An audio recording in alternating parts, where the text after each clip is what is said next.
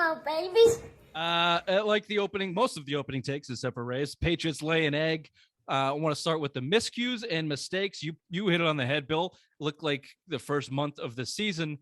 Holding penalties, stupid. You had a pick six to start your offensive day. You had a bad personal foul on Brandon Bolden on a fake punt from Miami. Just that play has been outlawed in the NFL for years now. You can't go. I'm sorry, but a punter should not be considered a quarterback in that situation. He is a runner, and he should be not included. You can't in hit that anybody the way Brandon Bolden did. He didn't even hit him.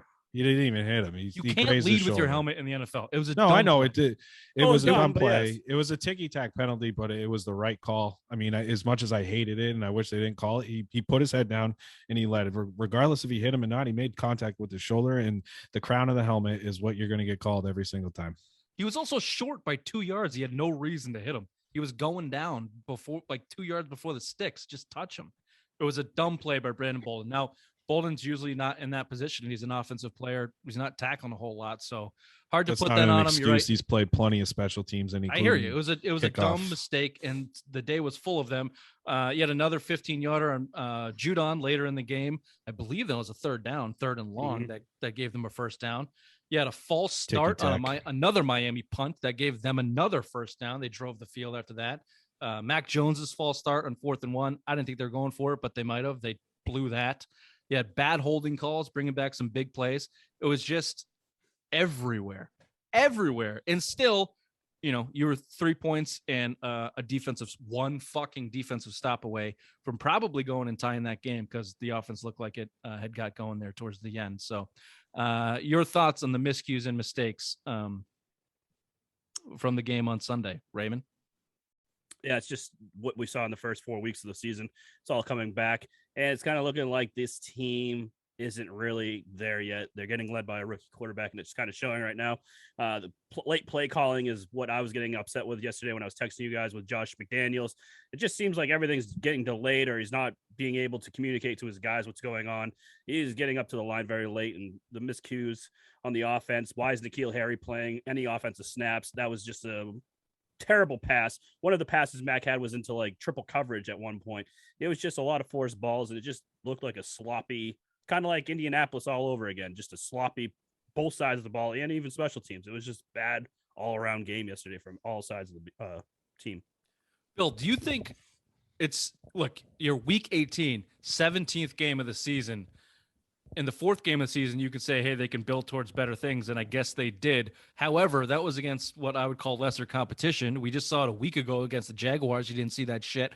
So is it just that you go up against better competition and the pressure gets to them, and they're just not a battle-tested team, which is hard to say about most Belichick's teams, but I don't know. The evidence starts speaking for itself. When you play the better teams in the NFL, this is the type of team you are. Yeah, it's uncharacteristic, right? That's what I wrote of the Patriots, because like it's just the mental mistakes. Like this is all stuff that you could simple minds, baby. This is all stuff that you're supposed to be able to fix. And like you look at the reason the Patriots crush teams like Jaguars last week by 50 points is because they don't constantly continue to make these mental mistakes, and it's just rearing in its ugly head in a bad stretch. I don't know what happened on the bye, but now you came out and you look like you did 2019 when you finished 4-5 down the stretch. I mean, basically you finished 1-3 down the stretch. I mean, you went from the 1 seed to the 6 seed in a matter of 3 weeks. You know what I mean? It's just, you hope they can be corrected, but you're on a short week now with the Saturday game. Friday they're playing the 8:00 game on Saturday, so you had a short week there. So I mean, you really need to fix these. I mean, you're hurt, and now Barmore got knocked out by his own guy in Jojo Williams. I mean, that's a big loss. Matthew Judon hasn't been himself for weeks. I don't even know when the last time he had a sack. Like he has just been, because he got hurt during that Buffalo game. Remember I mentioned that he came up lame. He got COVID too. Yeah, and ever since that he's been. It's just, but I mean, these are all the. We harped on defense. The reason you're winning in football games was defense, but defense is, you let up 30 points against Miami yesterday, and Mac Jones has just regressed a little bit in the last month. And this is it. If your defense isn't clicking, your Patriots are doomed. They're doomed going into the playoffs, I think. Yeah, and the defense is the defense certainly cost you I think it cost you yesterday too. The offense is expected to put up, I'd say 21 to 24 points. If they can do that, you should win. And in these last 3 losses, they've done that, I think, right? Did they score? They scored in the 20s against both the Bills and the Colts, didn't they? I don't think they did against the Colts. I think they did I don't late. think against the Colts. Either way, whatever. The point is, the Bills game, maybe not so much. They all played like shit. But the Colts game, the offense clicked in and they did enough it looked like to win. The defense cannot get stops. We've seen this from Belichick's defense in the past where they play that bend don't break and they try to lock it into the red zone. However, when in the middle of the field, you can't get off the field. That's almost just as important, especially when you're playing from behind. It's just as important to be able to get off the field, and they just can't. They just can't against these good teams. I don't know. Is it the talent? Do the coaches not trust the talent to play? Are they not fast enough? Are their linebackers not fast enough?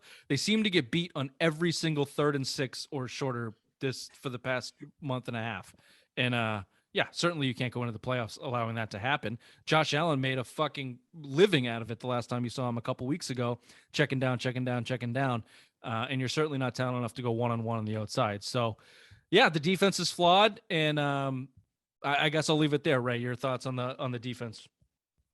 Jalen Mills, not a number 2 cornerback in the fucking NFL. Guy hates Jalen Mills. Oh, he hates Jalen Mills. He hates Miles Bryant. That was a ticky-tack PI penalty. I thought they bailed Miami out, and you got rewarded later on in the game with another ticky-tack one. I believe on Damian Harris's touchdown.